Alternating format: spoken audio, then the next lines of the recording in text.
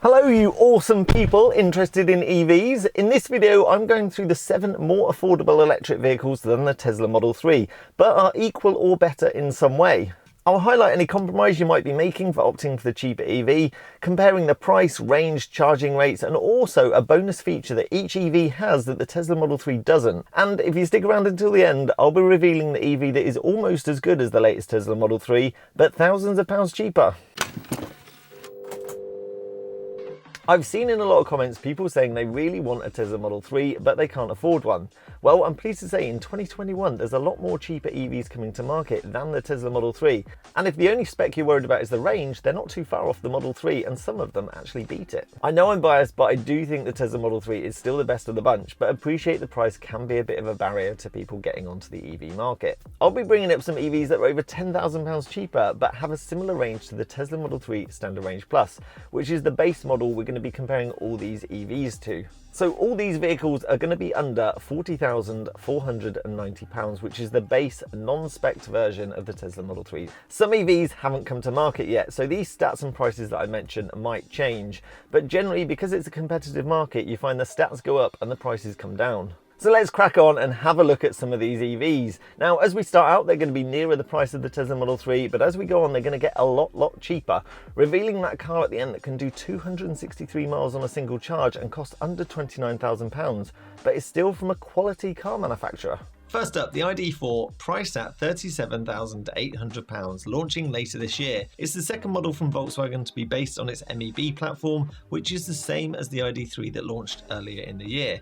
They'll launch with the first edition, as they did with the ID.3, which has a set of pre-configured trim levels. More customization will be coming later.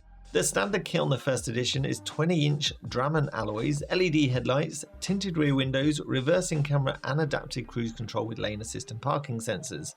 It's similar dimensions to the Tiguan if you're familiar with that. The first edition is launching with a 77 kWh battery and a range of 310 miles, so beating the Standard Range Plus's range of 278 miles. Where it falls down compared to the Tesla is the fact it only has a 10-inch touchscreen compared to the 15-inch in the Model 3. Although that might not bother you, it can rapid charge up to 125 kilowatts compared to the 170 kilowatts the Standard Range Plus has, and it has a 0 to 60 of 8.5 seconds and top speed of 99 miles an hour.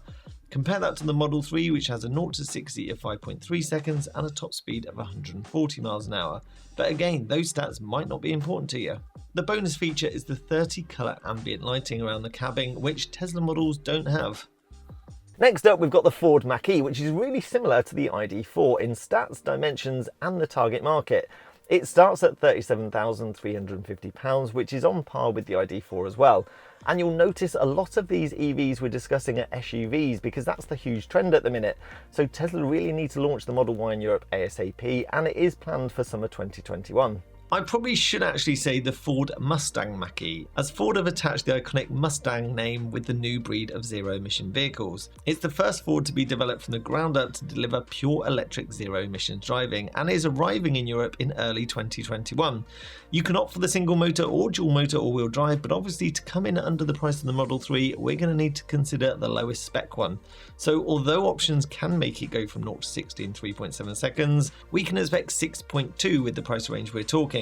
It has similar smart technology as the Tesla, such as smartphone for key, but strangely at the moment it's not available in the UK and Ireland, and it's not really clear why. Fingers crossed that feature will come in the future. It looks like the cheapest Mach-E comes with a 68 kWh battery that's usable and is centrally located between the axles. Common approach nowadays, as it gives that lower centre of gravity and better driving experience. On the rear-wheel drive option, that will get you 273 miles.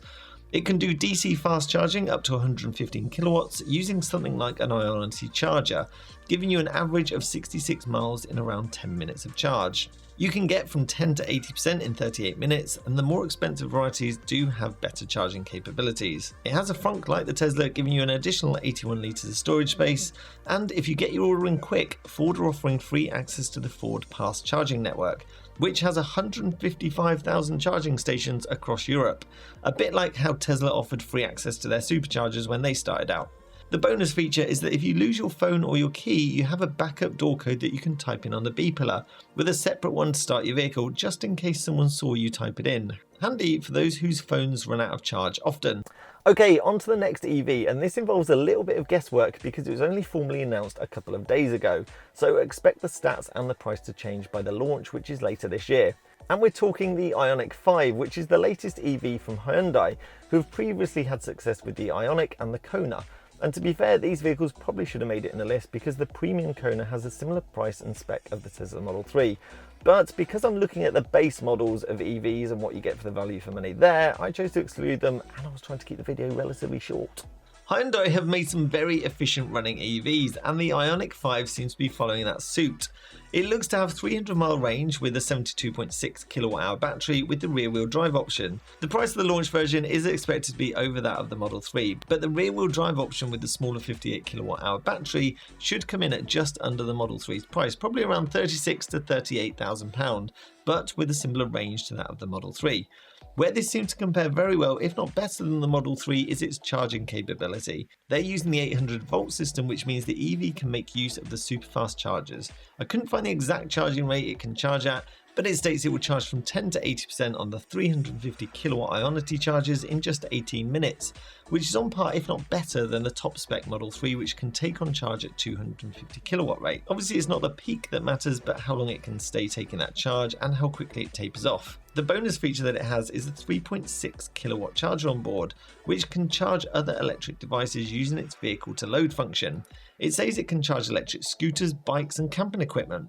But if it can do 3.6 kilowatts, could it charge a fellow stranded electric car owner? Onto an EV maker now that's been around almost a decade but still only has one EV on the market. That is until now, because Nissan are bringing out a new EV in the form of, surprise, surprise, an SUV, and it's called the Ariya. It's built on its New Alliance platform for EVs, which is a partnership with Renault, Nissan and Mitsubishi, so it's significantly different from the Leaf.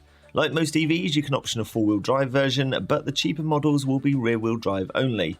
It has Nissan ProPilot 2.0, which is Nissan's version of autopilot, using 7 cameras, 5mm wave radar, and 12 ultrasonic sensors around the car to detect lane markings and objects around the vehicle. The two-wheel drive option has a 63 kWh battery, 0 to 62 in 7.5 seconds, and a top speed of 99 mph. It states it has a range of up to 270 miles in the press release, although the website is displaying 233, so it may have been a bit ambitious with its claims at launch. You tend to find the range can fluctuate with EVs as they find new ways to configure the software for better efficiency without changing the physical hardware. It costs 5 million yen, which in a straight translation is around £34,000, but once shipping and taxes are applied, I would expect it nearer the Model 3 price. But looking at the market, it's competing with the ID4 and Mach-E, which I'd say are direct rivals, so I'd expect a price somewhere around £37,000 for the base model, and it's arriving in late 2021. So if you're thinking these are cheap, but they're not that cheap, you'd be right. So moving on, these EVs that we're discussing next are super cheap considering the range you're getting compared to that of the Model 3's price. So this was one of the biggest surprises when I was researching the prices for EVs, and this entry into the market comes from Skoda. The Skoda Enyaq IV60 starts at just over £31,000 once you include the government grant, and will get you a pretty decent 256 miles for that price.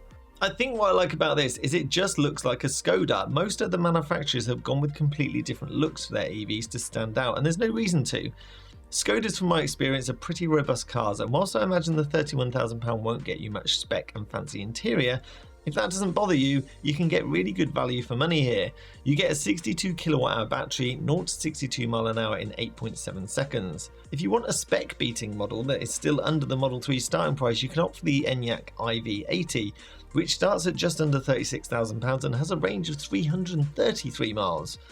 It has a 13-inch touchscreen, and like the Tesla, it's always connected, allowing remote charging and preconditioning of the climate controls. Its bonus features are something they call Simply Clever Features, genius, where they have simple ideas around the car for your convenience. One that might stand out, or not, is the electrical retractable tow bar, but they also have things like a place to store your ice scraper in the boot, which maybe wasn't that clever, as surely you just preheat your car to clean your windows, you won't need the ice scraper.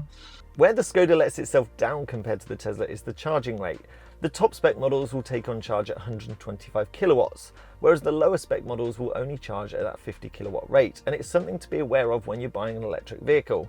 Skoda's helping build the Ioniq charging network, which will actually charge at 350 kilowatts. That's 100 kilowatts faster than the Tesla Superchargers. The problem is, if you haven't got a car that can take on that level of charge, it's pretty pointless having a 350 kilowatt charger. The entry-level Tesla Model 3 Standard Range Plus will take on charge at 170 kilowatts, whereas the higher spec models will actually charge at a rate of 250 kilowatts. A lot of the entry-level models we're discussing will only charge at that 50 kilowatt rate, so if you're doing a lot of long journeys and you can rely on fast charging to get you back on the road quickly, you need to consider that charge rate when you're choosing your electric vehicle. Otherwise, long journeys, you're looking at long delays before you can get back onto the road, where with the Tesla Model 3, you're probably looking at 18 to 20 minutes to get back up to that 8% charge. Right, onto the See It Cupra L Born next, or as it appears in the latest press release, just the Cupra Born, because they seem to have dropped the L part. I mean, that must have been one hell of a decision. There still doesn't seem to be a massive amount of information about this EV, but I think we can expect a similar price and spec of the VW ID3, as they're built on the same MEB platform. Personally, I much prefer the appearance of this to the ID3, so if it can come in at a similar price and performance, I imagine this would be a very good seller. It can add 161 miles of charge in just 30 minutes, has a range of 310 miles with the 77 kWh battery, but if the ID is anything to go by, it will have smaller battery options as well, giving a range probably of around 260 miles. Which brings me onto the EV that will do 263 miles but cost £11,000 less than the Tesla Model 3. I mean, would you pay £11,000 less to sacrifice 15 miles of range?